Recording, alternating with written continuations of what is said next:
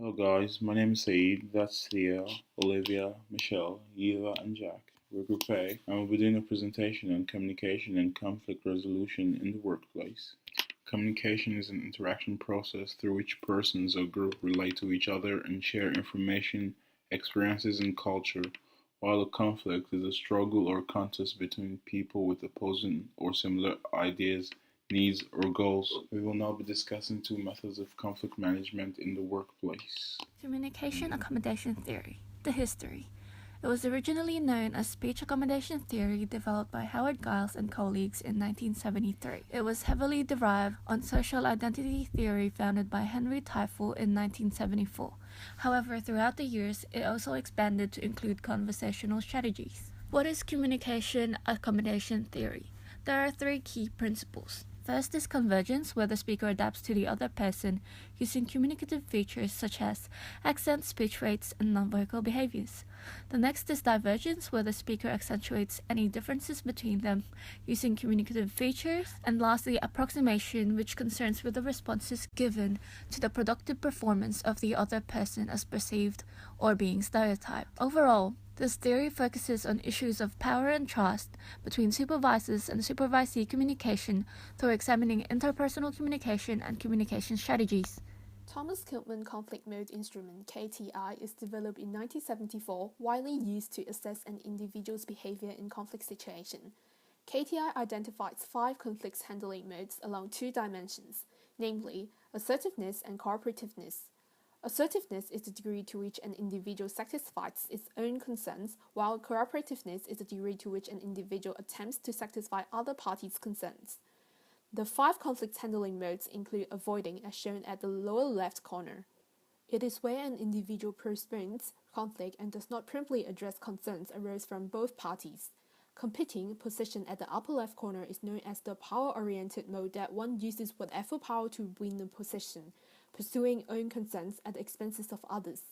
Accommodating at the lower right is the opposite of competing. It is about self-sacrifice that one neglects his own concerns to satisfy the concerns of other person. Compromising in the middle is where an individual aims to find a mutually acceptable solution which partially satisfies concerns of both parties. Collaborating, located at the upper right corner, is the ideal position of positive outcome where both parties attempt to work and come up with a solution that fully satisfies concerns of all parties involved. KTI assessment consists of 34 choice items that requires respondent to choose statements which best describe their response in conflict situations. Sentences representing each of the 5 modes appear 12 times in the instrument, so the maximum score for any mode is 12. Raw scores are compared and results are reported as percentiles. Here we compare the advantages and disadvantages between CAT and KTI. CAT is useful for verbal and nonverbal communication and can help create better workplace relationship, thus leading to a competitive edge for a company. KTI enhances self-understanding, where an individual is able to identify which conflict handling mode it uses, too much or too little, and learn how better choices can be made under different conflict situations. Undertaking KTI assessment is also user-friendly, that it only takes 10 minutes to complete and another 20 minutes to compare raw scores against global data. The empirical evidence of the communication accommodation theory is highlighted in a paper called Good Cop, Bad Cop, Communication Accommodation, Perception and Trust in Law Enforcement Suspect Encounters. The aim of the study was to examine the relationship between communication accommodation, perception, and trust. More specifically, it centers around the hypothesis that is, a suspect will be more trustful of a communicatively accommodative police officer than one who is not. The study conducted consisted of distributing online questionnaires to 257 students at a Southeastern university. The survey seeks demographic information such as gender and age. It then provides a hypothetical situation between a police officer and potential suspect, where it asks a series of questions that measures the level of trust the suspect had towards the officer.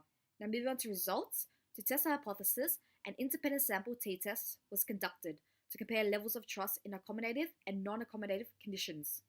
The analysis indicated that there is a significant difference in scores between these two conditions. As such, these findings suggest that a police officer's communicative accommodation style did have a significant effect on a suspect's level of trust. Hence, this hypothesis is supported. The connection between trust and CAT is evident in the results in support of the hypothesis.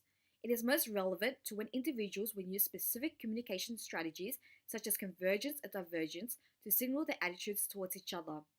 For instance, an officer who shows accommodating features would indicate a positive attitude towards an individual.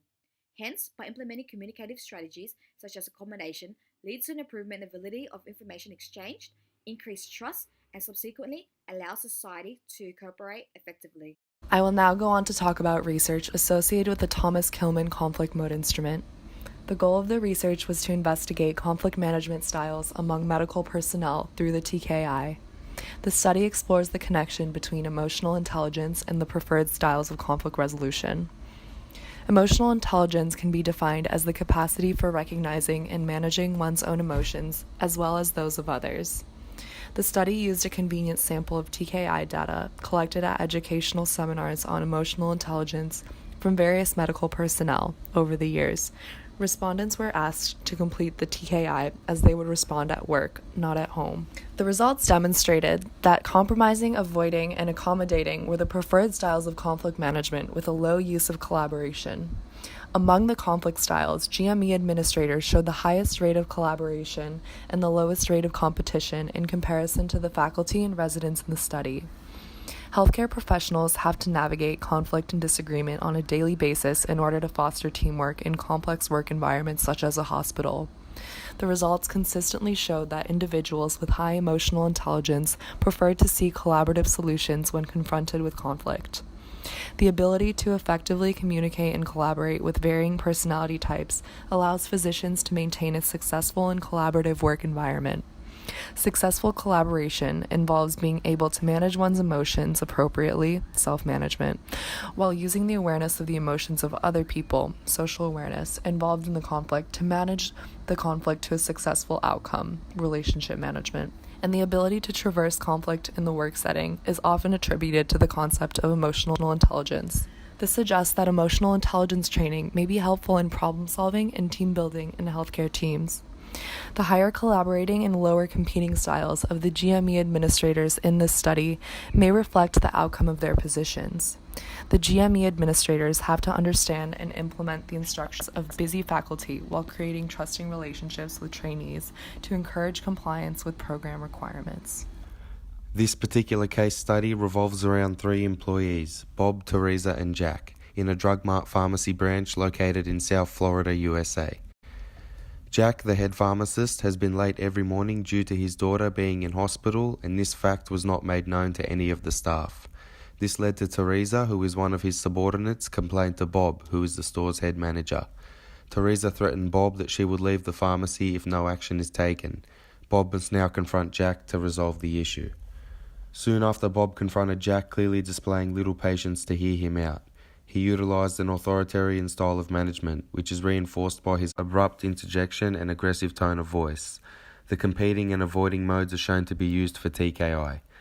Had Bob utilized the accommodating and compromising methods in TKI, he would have most likely resolved the situation for all staff members involved. By extending the opening times of the pharmacy by 10 minutes using the compromising mode, Jack would have had enough time to visit his daughter in hospital during the early morning and still make it to work in time, which in turn would have satisfied Teresa. This would also show that Bob has empathy for his staff, which would help to strengthen workplace bonding. This reinforces the benefits of using the accommodating mode in lieu of more assertive modes such as competing for TKI. For CAT, perhaps if Bob conveyed more open body language to show he was interested in hearing Jack's plight by leaning in, not crossing his arms, using more affirming movements and talking in a calm, happy manner, then perhaps the conversation between them would have not taken the turn it did, and there would have been more convergence between the two. The CAT theory is reinforced by Bob's inability to control his tone and convey positive body language to Jack. This in turn set the negative precedent for the conversation to take the path it did.